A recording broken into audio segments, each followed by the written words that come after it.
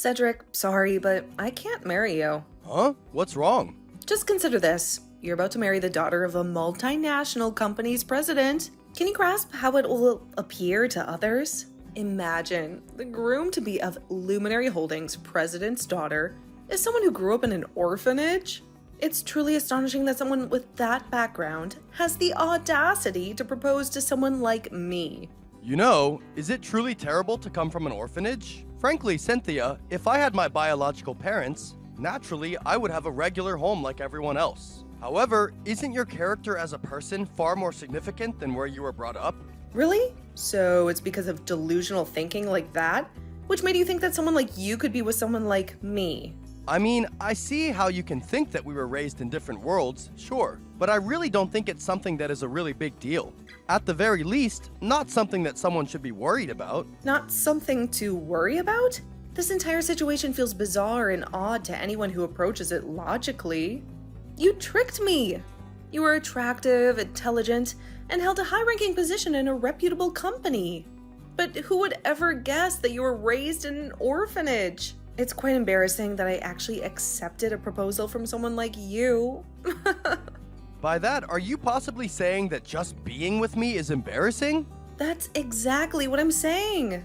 Cynthia, you're saying some pretty cruel things, you know? Are you saying that it's so bad that you don't even want to get married anymore? If you weren't raised in an orphanage, I definitely want to get married to you. So handsome and stylish that you put any other guy around to shame. Just walking around with you and feeling the jealous stares of every other woman was one of the best feelings in the world. Not only were you handsome, but you were even climbing the corporate ladder of one of the largest companies around. By the sounds of things, weren't you just waving me around like I was just some trophy of yours? What are you saying, Cedric? It was nothing like that. I loved you. I loved everything about you. Except, of course, the fact that you were raised in an orphanage. If only you weren't raised in an institution, you would have been perfect. Hey, wait a minute. You're saying that the only reason that you've been with me is because of what I look like and what job I have? You haven't even been bothered to look nor care about who I am as a person? Of course not. I also loved how nice you always were to me. But be honest with me, Cedric. Is what I'm saying really so wrong? Isn't how someone looks and what type of job they have important factors when choosing someone you're going to spend your future with? I mean, I loved you for how you had such an innocent outlook on everything, but also had a sense of freedom that no one could take away. Oh, that's so sweet. Thank you. But being innocent can also mean that I'm sometimes brutally honest, right? So it seems that no one has been completely straightforward with you and said this to your face. So I'll be exactly the person that you fell in love with and be brutally honest with you. Being with someone who was raised in an orphanage is something that I just simply cannot accept. So it seems that no matter what, the only thing that you seem to really care about is not who I am as a person, but where I was raised. Being raised in that orphanage and the experiences that I received in doing so is only one part of me. But it's a part of me that I believe to be extremely important in how my life was shaped and how I became the person that I am today. It's really a shame that you of all people are unable to understand that. Who on earth could possibly understand that? I mean, really, being raised in an orphanage? Think about it. What do you imagine when you think of orphanages? The only things you see at orphanages is dirty halls filled with kids who are thrown away by their own parents. Poor kids with bad behavior who go nowhere in life. Who in their right mind would possibly think that a normal person could be raised in such an environment? None of what you said is even remotely true. Really, Cynthia, you should really start learning about the real world a little more. Having such a distorted view and putting everyone in some category that you decided for yourself. Honestly speaking, you are showing a really ugly part of yourself. Huh, say whatever you want about me. I'm the daughter of the company president, while you're just some dirty kid that was raised in an orphanage. It's clear as day to anyone who's worth anything, which of us is more of a benefit to society. I wouldn't be so sure about that. There are tons of people who don't look at the world through such a biased lens. People who truly care for who you are, not where you were raised. But now I know how you truly feel. More than that, I now know that you and I will never truly get along. You say that we'll never get along, but let's be honest here. I was always completely and utterly out of your league. You know what, Cynthia? You might be right. Maybe we were never in the same league as each other. However, you're wrong if you think it's because you're the daughter of some company president. Because you're such a person that discriminates against people based on such superficial reasons. You and I will never be in the same league as each other. Wow, really? Don't be acting like some impertinent little child. Show some proper respect to your better half and stop getting carried away just because you were raised in an institution.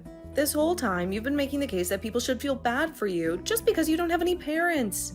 Even though you've been raised as some beggar, getting by on everyone else's goodwill. Cynthia, where did you learn such a twisted point of view? Seriously, even if I did live a life where I had begged to make a living, what's wrong with someone who's doing whatever they can in order to survive until the next day?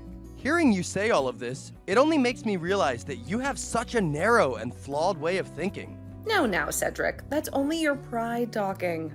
Many people see things the same exact way I do. Someone who was just raised in an institution for abandoned children like yourself is just that despicable. You're embarrassed? I'm the one who chose to try and get married to someone whose biases and mindset are so distorted.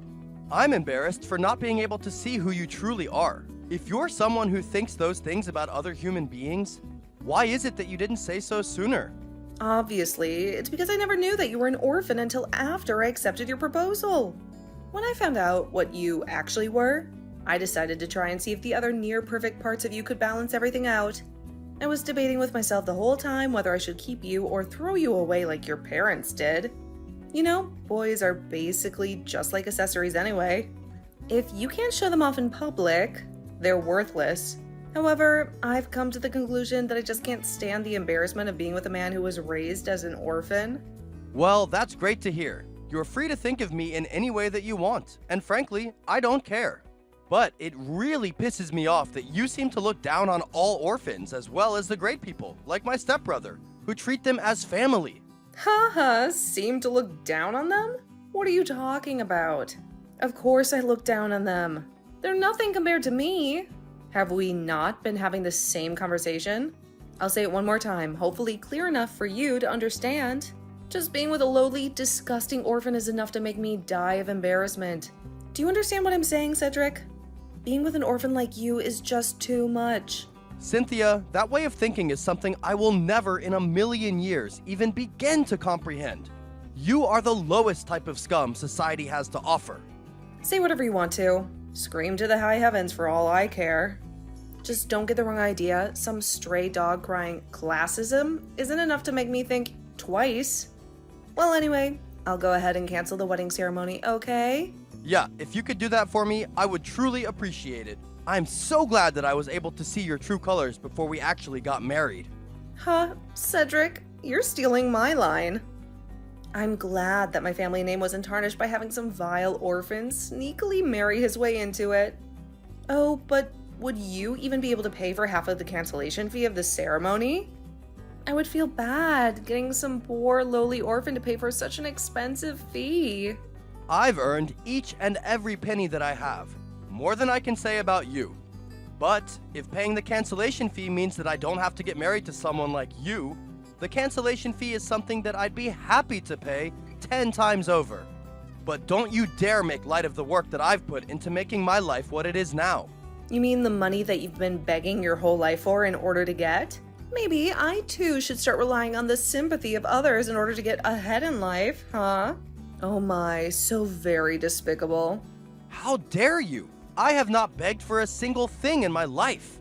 My father is going to be gravely disappointed to hear this, but I'm going to tell him about how the wedding is canceled. Be sure to do that for me.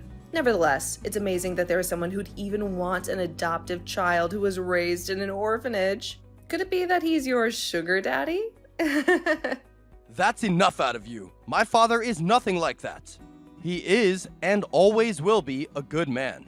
You've been making fun of the people to which I'm closest to, having no regard for them as human beings. Not even just that, you've even reduced yourself to blatantly insulting them. If you continue to insult my family any further, I will never forgive you. Oh no, woe is me. My now ex-fiancé won't forgive me for poking a little fun at his family. Whatever am I going to do? Could it be that... Oh no, he might return to his roots and start begging. Oh, I can only imagine the things that he would resort to begging for. Could it be something like, "Oh, please, dear sweet Cynthia, please bless me with some food so that I don't have to starve"? Oh no, I'm so scared. Well, when you do start to beg, I'm not going to be giving you anything anyway. So that's how you want to play it then, Cynthia? Fine. I get it. I now know exactly the type of cruel person that you are. All the nasty things that you've been saying about my beloved family, my roots at the orphanage, and even the great man who decided to become my father, I'll make sure that you regret all of it. I'll make you pay, Cynthia, for everything that you've said today.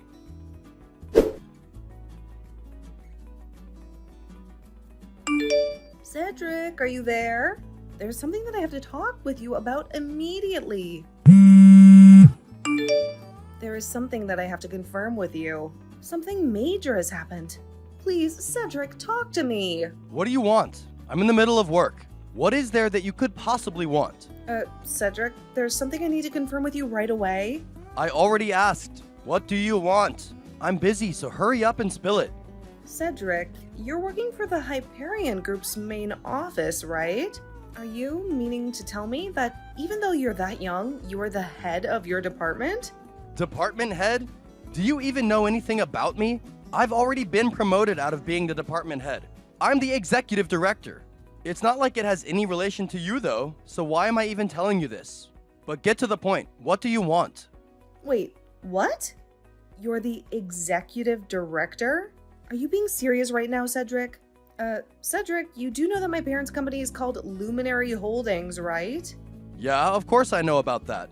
How could I not, with how much you're always bragging about being the daughter of the president of Luminary Holdings? So, I think you know about my family's Luminary company, but recently there's been something bad that's happened between Luminary and Hyperion. It seems that Hyperion has cut the contract that it had with my parents' company. It's become this huge mess at the company. Huh? So? It's not like I'm involved with you or your family anymore. Why should I care if your parents' company loses or keeps a contract? What do you mean you're not involved with my family anymore? I mean, you definitely have something to do with this, don't you? You're the executive director of the company, right? You have to know what's going on. You're angry about the cancellation of the wedding, so you had the company cut the contract, didn't you? You're making quite a big mistake now, aren't you, Cynthia? It's actually kind of laughable. I mean, sure, I was the one who ultimately gave the order to cut the contract with Luminary Holdings. But as for the reason, it definitely wasn't because you had decided to ultimately cancel the wedding. Why would you even think I'd be so petty as to make such a decision over something like that? What? Then why would you do something like this, Cedric? The Luminary company is in real hot water now that the contract was nullified. What do you think we're to do? For some reason, news got out that the contract with Hyperion was cut. Now other big contracts are trying to pull out of the company. If so many big companies pull out at once, there will be little chance for Luminary to recover. If it continues like this, Luminary is sure to fall into bankruptcy. Ah, is that so? Well then, it's probably best for you, as the prize daughter of the Luminary company, to go to the company and start trying to help out. And I'll let you know the reason to which I gave the order to actually end the contract with Luminary. It's simply because you've been making a fool out of the people that I hold most dear in my life. What? You're doing all of this, tearing down my family's company, ruining our lives, just because I did something as small as that? Something as small as that? You make me sick. To you, it might not be such a big deal to say those horrible things about the people that I care about. But to me, it's something that was completely unforgivable. Also, more than anything else, this might be a good experience for you. Losing all the things you've been flaunting in people's faces, maybe you'll truly start to understand the gravity of the cruel things you've been saying. Isn't that just great karmic justice? Cedric, this isn't some joke. Please, I'm begging you. Bring the deal back with Hyperion. If you restart the contract, I'll even allow you to go through with the wedding like we originally planned. Cynthia, stop making me laugh. What are you talking about here? I'd be begging not to marry someone who is as vile and heartless as you. Your whole existence was a stain on my life. I'm glad to be rid of it. But even if I did want to reverse it, this isn't something that I did all on my own. Not all on your own? What do you mean by that? Really, Cynthia? You're the esteemed daughter of the Luminary Holdings. Yet you don't have any idea of how businesses really work? Well, I guess that makes sense, especially since you've never actually had to work at the company. Shut up, Cedric. Just tell me what you're talking about. Before ultimately giving the order to cut the contract, I had set up meetings and received ample approval. I mean, this is beyond obvious to anyone who knows anything about how a company works. Having the whole of the Hyperion organization cut ties with Luminary Holdings is a pretty big-scale operation on its own. Wait, what are you getting at? Cut to the chase. The company's president had given me his explicit approval on the cancellation of the contract between Luminary Holdings and Hyperion. The company's president? Now you're just making no sense. You're the one who just told me to cut to the chase. I'm just giving you what you wanted. But to put it simply, this situation isn't something that I had decided on my own. Or more simply, I wasn't the only one who had pushed for the cancellation of the contract between Hyperion and Luminary Holdings. In the end, it was the company president of Hyperion who had given me permission to order the cancellation of the contract. What? The president gave you the permission to cancel the contract? But why? Why would he do something like that? Luminary Holdings and Hyperion have had a contract going back at least 10 years. Why would he give permission to cut ties just like that? Well, it might have something to do with how he feels about being made into a fool for trying to raise and adopt a child as his own. It really does sound like him, not being able to hold back his anger, lashing out at the people who had decided to talk ill of him and his family. Huh? You can't possibly mean... No. Are you telling me that the adoptive father that you were talking about before, the one that you wanted to meet and have a private chat with, he was the president of the Hyperion company? That your stepfather is the president? In not so many words, yes, my father is the president of the company. He's been particularly kind to me ever since I joined the company. He started to say that he wanted to have a successor to the company, which is when the whole conversation of being an adopted son had come into play. No, you can't be serious. You mean to say that I had abruptly canceled the wedding to the world-famous Hyperion company's son? That I'd been insulting the family of one of the world's biggest company presidents? Yeah, I guess you could say that. Also, I guess I should mention that the adoptive process is already finished. I've already entered the Hyperion family. It's too bad that you threw it all away for the sake of your own pride. Hey, Cedric, can I talk for a second? Huh? What do you want? Do you possibly think that we could do it over again? We can try again one more time? I know that you've been refusing to even think about it for a while, but could you think it over again? I'll give you time to really think it over. I'll let you take the lead on it. In turn, I'll think about what I can do to change, to make everything go the way it was, how it should have been. Really? How is it that you think you're gonna change then? What are you gonna do? The whole way of thinking about how orphanages aren't good things, about how they're beggars, and all those cruel things that I said earlier, I will think it over again. I'll change my way of thinking. I'll stop thinking about them in such a cruel way. I'll even start donating to orphanages and promoting them to other people in order for them to get better facilities. Please, Cedric, is anything that I'm saying getting through to you? I'm really sorry for what I'd said, and I just want to make amends. I'm being sincere here. Please just give me another chance. Well, it's better than the vile and incorrigible things that you've said earlier, but only because what you said before was the worst thing possible. But seriously, Cynthia, sincerely, please don't make me laugh. What you're saying now is simply just a roundabout way of saying, I want to marry the heir of the Hyperion company. Nothing more. Nothing about what you're even saying is remotely sincere. It's all just a lie to try and further your own agenda. It's nothing like that. It's also for my parents' company. There are many people that are employed by Luminary. I'm trying to save them and their livelihoods. What you're doing is going to destroy the lives of so many people. Is that what you want? Are you really that heartless? As I see, well, this is a pretty rare occasion for you, isn't it, Cynthia? You're not usually this honest with what you want to do. You even seem to have a somewhat logical reason for what you're doing. Obviously, I'm the daughter of the president of Luminary.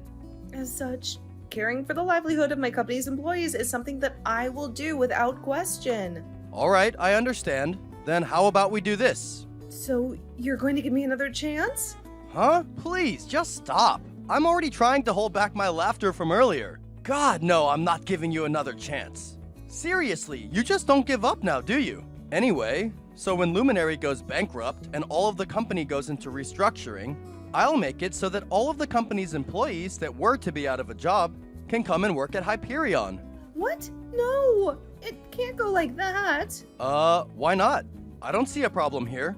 Because, even if all of the employees are saved, me and my parents were still going to be out in the streets from bankruptcy.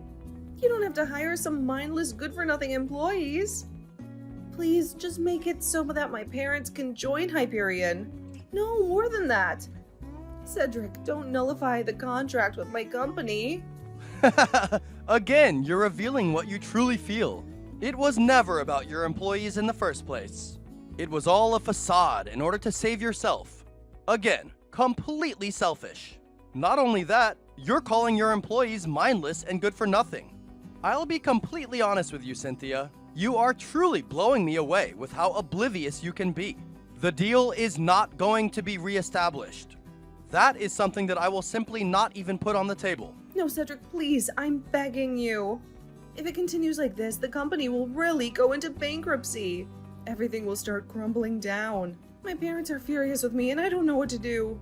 Please, Cedric, help me. I'm seriously begging you. Wait, is that what I think it is?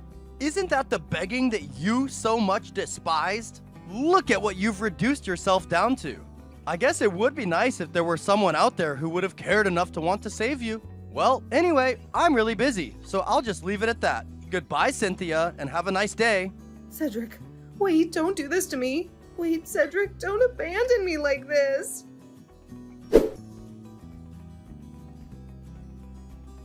After my conversation with Cynthia, Luminary Holdings spiraled into bankruptcy, leading all former employees to find a new home at Hyperion Company, where they were warmly embraced. In stark contrast, the Luminary Holdings family sank into overwhelming debt, even resorting to using their house as collateral. They now wake up to cardboard walls in a local park, succumbing to the financial strain. Despite some time passing since the bankruptcy, none of them have secured stable employment. Their days are spent scavenging through trash and begging on the streets, seeking refuge in shelters for meals. It's a daily existence of poverty and destitution, a reality Cynthia callously disparaged in our final moments together. I commend the kind-hearted individuals extending a helping hand to this struggling family. Above all, I hope Cynthia finally comprehends the hardships faced by the very people she once so readily demonized.